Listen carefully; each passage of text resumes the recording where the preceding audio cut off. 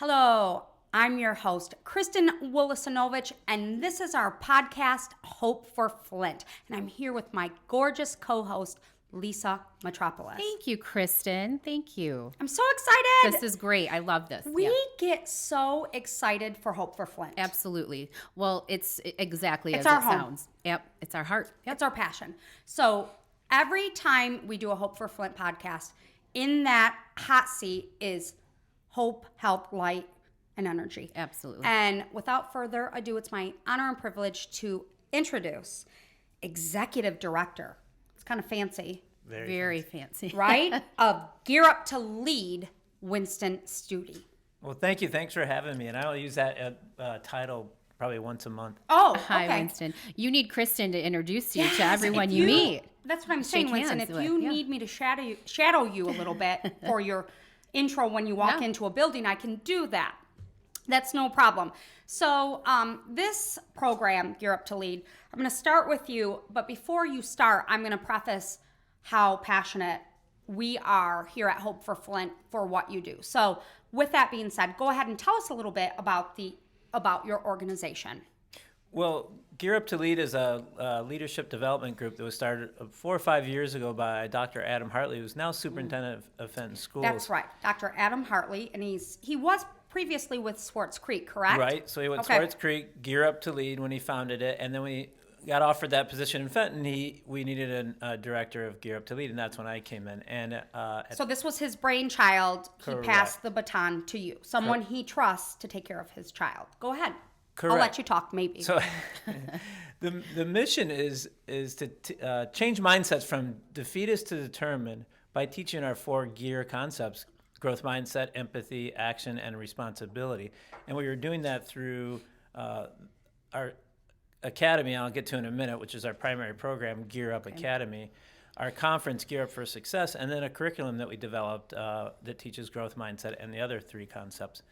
I was by myself at the time, just me and one volunteer, Kelly Rogers, who's now an employee. But We've had Kelly on the show, and awesome. her passion is amazing. Go on. Yes. so at the time, though, it was just me and all 3. It was hard to run all 3 programs. And somebody said to me, I asked somebody that I respect, I said, what do I do? What do I do? It's just so hard to run 3 programs. She said, well, where are your skills and where's your passion? And I said, in school. Well, she looked at me like, well, it's obvious, then focus on the school. Right. And that's what I did 3 years ago. From 12 students 3 years ago to 25 last year to 54 students this year. Wow. And next year, 3 locations. We have 1 location now. So we talk about the growth, the year-over-year exponential growth, because there is a massive need within Genesee County, within Flint, surrounding the city for this school, for this academy. There correct? are nearly 4,000 high school age students that are not attending school or working right now in Genesee County. Half of those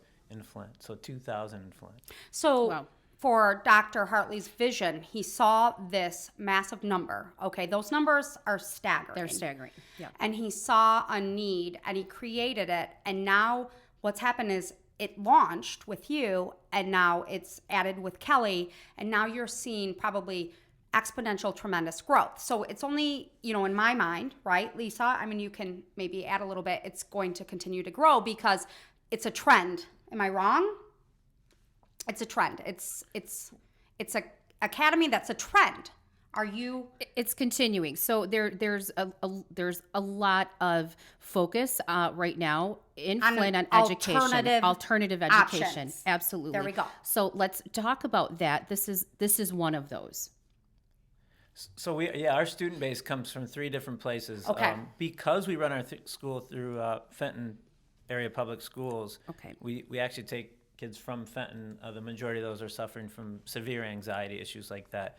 Another third of the students come via our contract with the 7th Circuit Court and Judge Okay. Godola. Yes. So So kids you have on some probation, resources. and Yes. then a third of kids Referral who just sources. exactly, and the last third from just various schools in Genesee County that no longer have alternative programs. I hear you. So Fenton, because of Dr. AJ's affiliation, Right. and then you're looking at Judge Godola's court Right. system, and then just kind of, Correct. from outside influences. So it's growing. It's amazing. You're passionate. And tell us a little bit about, and you said too, there's some behavioral anxiety, social anxiety. Maybe they fall within the spectrum. Is there an IEP associated with coming to the school? Yeah, every student, we run every student through an IEP before accepting them. So that's to be honest, I mean, we can't serve every student depending on that IEP and where they need as far as accommodations, but the majority of them we can. Okay. Having said that, we have a huge waiting list, and there are only 2.5 employees there right now. So our big gap right now is just with having caring and supportive adults in the program that will help volunteer at first, mentor, and tutor. Okay. And IEP, for those listeners who don't know, it's a needs assessment, right? You sit down. Individual education plan for that. Individual education plan. Yep. Yeah, and you know what? To have that is pretty amazing. You know, it's funny. I was at International Academy last week, and I did the senior exits, and what a privilege to see these children, because we didn't have it back in the I just graduated a couple years ago. Okay, 90s. We didn't have it. So when they leave, and the criteria is who they are, right? Who they are, who their family is, what their goals are, where their next steps are, their kind of 5-year build out, how they're going to get there, and what they're looking in life. And I am telling you how exciting to witness and observe. And I will say too, you know, you kind of look at those curmudgeons, and you know, whether we all fall into that category, right? We become like, these kids, they didn't have to, you know, we had to physically get up and change the channel and shag carpet and walk 10 miles in snow. You know, we say, these kids don't understand. Let me tell you, these kids have huge understanding. Yeah, absolutely. Absolutely. Now, do you work with healthcare professionals too? They have IEPs, and so do you have organizations that you work with primarily? I'm sure when they come in with the anxiety, they come in with these different needs, and you said you can support most of them. So you do work with the community and organizations, other support systems, right? We do, but it's difficult to find those persons until it's court ordered. So we had a young man that knew he needed to help, and and he was the first to say it, and he didn't get it until he got locked up again. Well, once he got locked up, then they'll provide it. So it's too late at that point. Yes. So it's trying to provide some preventative. Like, it's hard because it's hard to assess everything, but I'm sure you and Kelly probably observe things and maybe can step in as needed. But you'll get there. I think you're probably, as you grow and become more, have more support and funding, I think it's going to be huge. I see it. What is your biggest? What are your biggest needs right now? Well, obviously, it's easier to get people to teach and mentor when you can pay a salary of any kind. So any donations, any contributions, any recommendations for grants would be super helpful, and that's what we need to grow the school. And that's why we haven't grown. It's just we're baby steps, and yes. Well, it's going to grow because the need is there. But let's talk too about the progression, because where was the first location? So we were basically squatting in the Dryden building. We won't say anything. Sorry, Chief Johnson. They were not squatting in the Dryden. But I hear you. Yeah, you started at the Dryden. Phil and Jocelyn Hagerman donated some space. Yes. Then when they opened the Ferris wheel next door, there was more space available. Yes. And it just wasn't the right, because it was so open, it just wasn't the right, it wasn't structured enough for our kids. And then we were fortunate enough. Yeah, distracting. Go ahead. Fortunate enough to find space in Bethel United Methodist Church just down the street here. Perfect. Ballinger and Flushing, and it is perfect. Great partners. It's a great spot right now, but you're looking to even grow because, as you said, the numbers are growing. So go ahead. We're looking at I don't know if you're familiar with the Broome Empowerment Village on Saginaw. Oh wow! Yeah, okay, so you've kind of already identified some spaces. It's not official yet, but I don't don't mind saying that. We got some exclusivity. Yeah. We do. Hey, that's why our numbers are billions. And the beauty there is they have we pull it out. 8 or 9 or a dozen programs there that our kids can participate during and after school. So it could be a 9 to 5 all day immersion for these kids. Awesome. So what the goal is now, like you said, is just bringing awareness that the opportunity for those who are looking for alternative education it's built and it's there, but no, there's such a need that we've got to bring awareness to bring dollars. And how do people find you? There is a website. Yep. It's gearupflint.com. gearupflint.com. Yeah, so we highly suggest that you check out that website, become informed on what they provide, the services they provide, and also if you feel the need, there is a need for this is our future. I mean, truly it's our future. And these type of alternative academies are key in order, exactly what you said, to change them from distraught, right? To showing hope. There's Absolutely. hope. And one more thing too, I'd like to piggyback on. It's not just an education, because when they graduate, they get a Fenton High School diploma. Fenton High School diploma, but you also provide work skills. So you're not just going through school, you're getting some life altering skill sets. So there's some trades you provide. Soft skills. Yeah. Well, more soft skills, social skills. We do have a partner at Peckham that our kids, adjudicated youth, run through their career training and career readiness program. But more just the soft skills and people skills that are so important now. Excellent. And I would like to say that families interested this month, the last Friday in April, and then the last Friday every month through July at noon, we'll have an informational meeting. So any family interested, and they can go on the website. And, Excellent. Is there a cost associated with going to the academy? It's a public school, and that's why we need you more and more. Right. So real quickly, tell us a little bit, because you brought a wonderful book, and there's a fascinating kind of tidbit about why you brought it. Yeah, so this is exciting.